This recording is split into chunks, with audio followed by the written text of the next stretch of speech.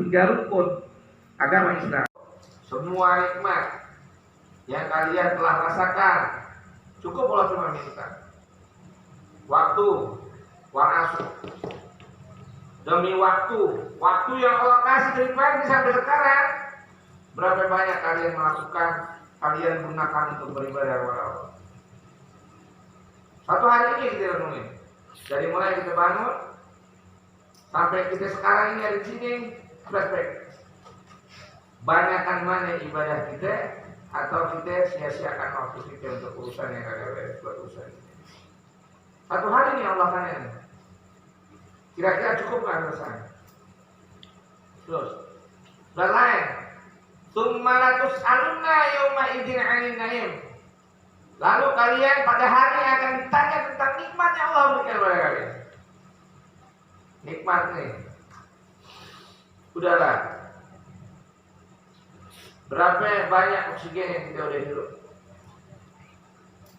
Lihat orang-orang yang sakit, berani nggak bayar mahal buat supaya apa? Dia bisa nafas lega. Kita free Allah kasih. Udah belum kita bersyukur tentang oksigen yang kita hirup, atau kenikmatan sekian bentuk yang lain, entah itu kekayaan, entah itu kenikmatan yang kita makan dari makanan. Udah belum kita syukuri. Maka itu Allah bilang, innal ladzina amanu wa 'amilus sholihat. Orang yang beriman, yang percaya, yakin dengan balasan-balasan yang Allah sediakan nanti di akhirat. Kemudian dia mengamalkan amalan-amalan soleh. Entah itu dia bersyukur, entah itu dia beristighfar. Anibu ilallah, kembali kepada Allah, menyadari bahwa dirinya adalah penuh dengan dosa, kesalahan. Kemudian watawassaw bil haq, dia saling menasihati ke saudara-saudaranya yang selalu berada di atas jalan kebenaran. Watawassaw bis sabr, dan dia senantiasa menasihati untuk selalu berada di atas kesabaran. Nah, orang-orang ini yang mengamalkan amalan ini Allah berikan pengecualian.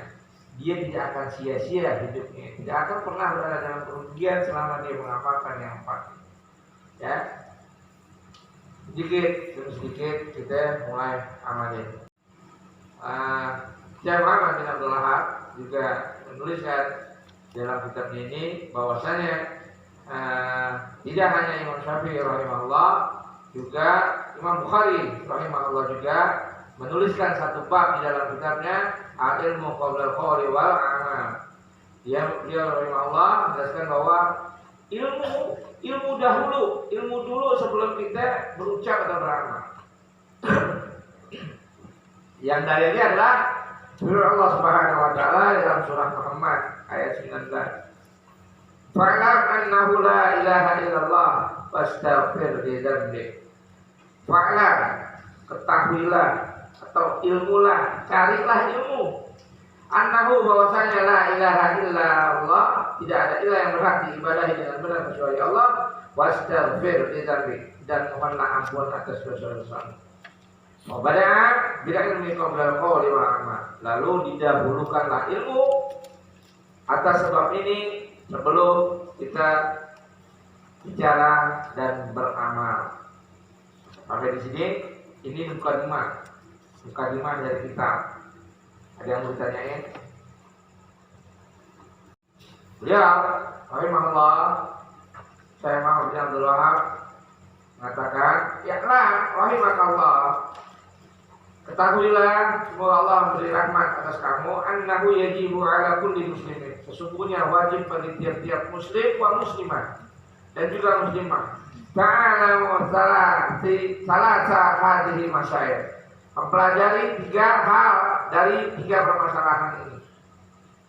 Apa itu? Ada salah cetak tuh, salasa hadhihi masail, ta'alamu salasa hadhihi masail wa amalu bihinna, dan juga mengamalkannya. 3 hal ini. Al-ula, alasannya apa? Yang pertama, annallaha khalaqana, karena Allah telah menciptakan kami, menciptakan kita. Wa razaqana, juga Allah telah menciptakan, memberikan kita rezeki. Walam yatrukna hamalan, lalu Allah tidak meninggalkan kita sia-sia. Kalau tidak Allah membiarkan kita begitu saja setelah Allah menciptakan, Allah memberikan rezeki. Allah ingin kita kembali kepada surga. Waktu nanti kita menghadap Allah, apa? Bal arsala ilaina rasulan. Lalu Allah Subhanahu wa taala mengutus kepada kita seorang rasul. Faman atau aku, barang siapa yang taat kepada rasulnya, dakhala jannah, dia akan memasuki surga. Waman asahu, barang siapa memaksiat kepada rasulnya, dakhala nar, dia akan memasuki neraka. Wa dalilu qauluhu ta'ala, dan dalilnya adalah firman Allah Subhanahu wa taala di surah Al-Muzammil ayat 15-16. Allah Subhanahu wa taala berfirman, "A'udzubillahi minasyaitonir rajim. Inna arsalna ilaikum rasulan." Sungguhnya kami telah mengutus kepada kalian seorang rasul, syahidan alaikum, sebagai saksi atas kalian. Kama arsalna ila fir'auna rasulan, sebagaimana kami telah mengutus kepada Fir'aun seorang rasul, yaitu Musa alaihissalam. Fa'asa Fir'aunu rasulan, lalu Fir'aun bermaksiat kepada rasulnya, membuat tentangan kepada Nabi Musa alaihissalam. Fa'aqadnahu ahdan wabila, lalu kami azab dia dengan azab yang pedih, yang sangat menghinakan. Hal ini juga difirmankan oleh Allah Subhanahu wa taala di dalam surah Al-Baqarah. Surah Al-Baqarah 143. Wa kadzalika, dan demikianlah ja'alnakum ummatan wasatan. Kami telah jadikan kalian itu umat yang pertengahan, umat yang adil. Litakunu syuhada'a 'alan nas, agar kalian menjadi saksi buat seluruh manusia. Di surah Al-Jamil, Allah mengutus seorang rasul. Apa? Annallaha khalaqana wa razaqana wa lam yatrukna hamalan, bal arsala ilaina rasulan. Inna arsalna ilaikum rasulan syahidan. Seorang rasul yang menjadi saksi. Kita dijadikan umat pertengahan untuk menjadi saksi nanti, dimulai dari para sahabat zaman Rasulullah, kemudian ke era kita ini menjadi saksi bagi seluruh manusia. Bayakuna Rasulullah alaikum syahidah, juga dijadikannya Rasul di tengah-tengah kalian menjadi saksi buat kalian. Wa ma ja'alna qiblatan allati kunta 'alaiha, tidaklah Allah menjadikan kita menghadap kiblat yang sekarang ini illa, kecuali lina'lama ma yattabi'ur rasul, buat mengetahui siapa yang mengikuti rasulnya. Mimma yang qalibu ala akibai, daripada orang-orang yang enggak mau mengikuti rasulnya kembali kepada kesesatan. Menghadap kiblat syariat bukan. Lalu Allah mengutus rasul menjadi saksi bahwa Rasul telah menyampaikan apa yang diberitakan oleh Allah Subhanahu wa taala, menjadi syariat menghadap kiblat. Ada enggak umat-umat Rasulullah yang nanti tidak menghadap kiblat dalam beribadah? Ini akan menjadi hujah nanti bahwasanya Rasul telah menyampaikan menjadi saksi. Salah satu Allah mengutus Rasul ke tengah-tengah kita itu menjadi saksi, menyampaikan risalah, menyampaikan agama. Ya, silakan kita bahas lagi di bab lain. Habis ini bahwasanya seorang Rasul diutus ke tengah-tengah umatnya sebagai saksi. Telah disampaikan apa yang diperintahkan oleh Allah untuk disampaikan.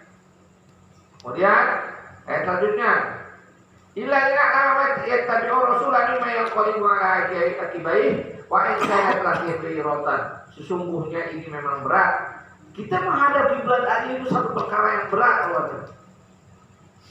Illa 'alal ladzina hadallah, kecuali buat orang-orang yang telah Allah berikan petunjuk bagi mereka.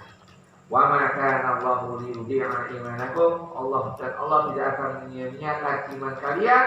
Innallaha bin-nasi la'ufur rahim. Allah juga sesungguhnya Allah terhadap manusia sangat menyantuni dan sangat penyayang. Allah ciptakan oleh kita rezeki, enggak dibiarkan sia-sia. Allah utus seorang rasul buat apa? Buat manusia kembali ke surga Allah. Supaya apa? Nanti manusia beragama atau beribadah kepada Allah punya tuntunan. Enggak cuma sekedarnya aja mereka mau-mauan ibadah semau-maunya. Kemudian tentunya Rasul ini merupakan anugerah. Rasul Al-Imran.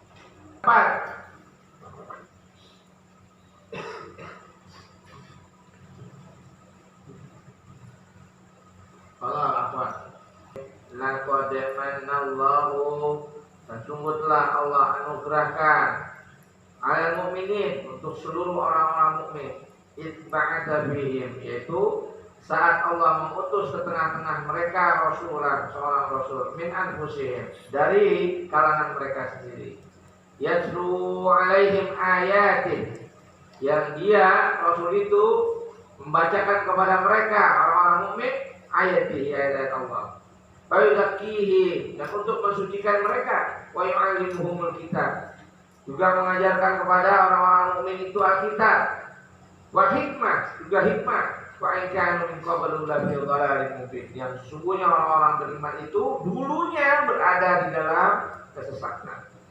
Jadi salah satu alasan Allah mengutus rasulnya untuk menyelamatkan manusia dari kesesatan. Yang pertama, sebagai saksi telah disampaikan risalah yang Allah perintahkan atasnya untuk disampaikan, dan untuk membacakan kitab-kitab Allah, mengajarkan mereka tentang isi kitab dan hikmah dari Alkitab itu. Yang ketiga, untuk mensucikan mereka, juga menyelamatkan mereka dari kebodohan. Selesai aja, sebentar aja bisa dulu, nanti selesai aja kita lanjutkan.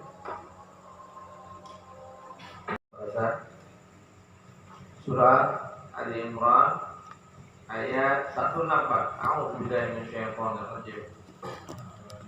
Laqad manallahu 'alal mu'minina, dan sungguh telah Allah memberikan anugerah 'alal mu'minin, pada umat orang-orang yang beriman, kaum mukminin. Apa? Itba'atsa fihim rasulan, tatkala Allah mengutus orang kaum mukminin ayat Allah, wa yuzakkihim, dan untuk mensucikan mereka, wa yu'allimuhumul kitaba wal hikmah, mengajarkan kepada mereka isi tentang kitab dan hikmah daripada ayat-ayat Allah, wa in kanu min qablu lafi dhalalin mubin, dan sesungguhnya mereka orang-orang beriman itu sebelumnya berada di dalam kesesatan yang sangat nyata. Ya, ini adalah 3 dalil alasan Allah Subhanahu wa taala mengutus seorang rasul ke tengah-tengah manusia, yang bertujuan untuk pertama menjadi saksi, mensucikan kaum muslimin, mengajarkan kaum muslimin kitab-kitab ayat-ayat Allah, hikmah-hikmah Allah, dan juga menyelamatkan kaum mukminin dari kesesatan yang nyata. Yang kedua, asanya annallaha la yarda ayyushraka ma'ahu ahadan fi ibadatihi. Sesungguhnya Allah tidak akan redha mereka mempersekutukan bersamanya sesuatu apapun fi ibadatihi, di dalam beribadah kepadanya.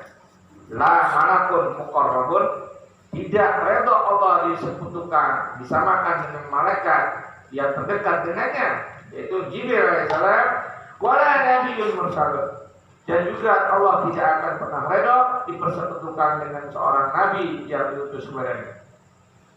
Badalilu qauluhu ta'ala, dan dalil adalah firman Allah Subhanahu wa taala dalam surah Al-Jin ayat 18. Saya bacakan langsung. A'udzubillahi minasyaitonir rajim.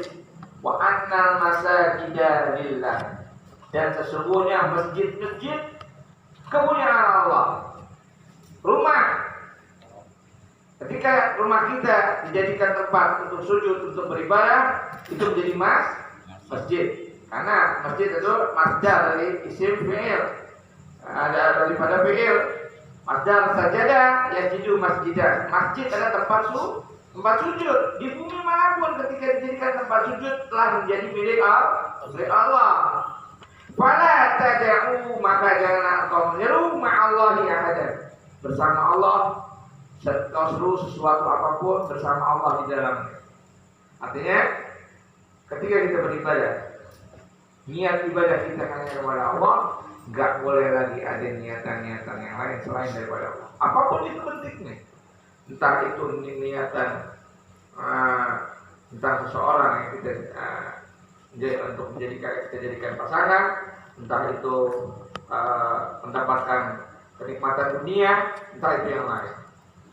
Nah, dari Allah Subhanahu wa taala memerintahkan Rasulullah SAW untuk menyampaikan kesaksian kepada pertama orang Yahudi dan orang yang Nasrani yang mengadakan pertentangan kepada beliau juga kaum muslimin, juga untuk mengajarkan kepada kaum mukmin, semua umat mukmin yang mengikutinya. Untuk apa? Qul innani hadani rabbi ila siratal mustaqim. Agar Rasulullah menyampaikan bahwasanya beliau sallallahu alaihi wasallam telah diberikan petunjuk oleh Allah Subhanahu wa taala kepada jalan yang lurus. Apakah itu jalan yang lurus? Yaitu dinan qiyamah, agama yang lurus, millatnya Ibrahim hanifah, milahnya Ibrahim yang lurus juga. Untuk menjelaskan, membantah pernyataan orang Nasrani, orang Yahudi yang mengatakan bahwa Nabi Ibrahim adalah Yahudi, Nabi Ibrahim adalah Nasrani. Rasulullah perintahkan Allah Subhanahu wa taala untuk mengatakan Ibrahim hanifah. Ibrahim itu adalah hanif, orang yang lurus. Wa ma kana minal musyrikin. Dan juga Ibrahim bukanlah orang-orang yang musyrik. Qul inna sholati, katakanlah sesungguhnya sholatku, wa nusuki. Nusuk ini adalah maknanya penyembelihan atau pengorbanan-pengorbanan dalam bentuk yang lain. Al-Zabah, juga ada An-Nahar, juga ada yang lain-lain. Maka diartikan oleh para mufassir, nusuk ini adalah bentuk ibadah-ibadah yang lain. Apapun itu nanti kita akan bahas dalam bab yang lain. Wa nusuki wa mahyaya, dan hidupku wa mamati, juga matiku lillah rabbil alamin, hanya untuk Allah Rabb semesta alam. La syarika, tidak ada sekutu baginya. Wa bidzalika umirtu, dengan demikian aku diperintahkan. Wa ana awwalul muslimin, dan aku orang yang pertama kali berserah diri. Qul, katakanlah, ghairallahi abghi, apakah selain Allah yang mereka harapkan? Wa huwa rabbu kulli syai', padahal Allah adalah Rabb segala sesuatu. Wala taksibu kullu nafsin illa 'alaiha, dan seseorang tidak akan dilibatkan kecuali satu jiwa itu tidak akan dilibatkan kecuali dengan apa yang ia sanggup untuk memikulnya. Wala taziru, dan seorang pendosa waziratun wizra ukhra, tidak akan memikul dosa orang lain. Tsumma ila rabbikum marji'ukum, dan hanya kepada Tuhan kalian akan dikembalikan. Wa yunabbi'ukum bima kuntum fihi takhtalifun, dan akan Allah jelaskan, Allah kasih tahu tentang apa yang kalian dulu perselisihkan.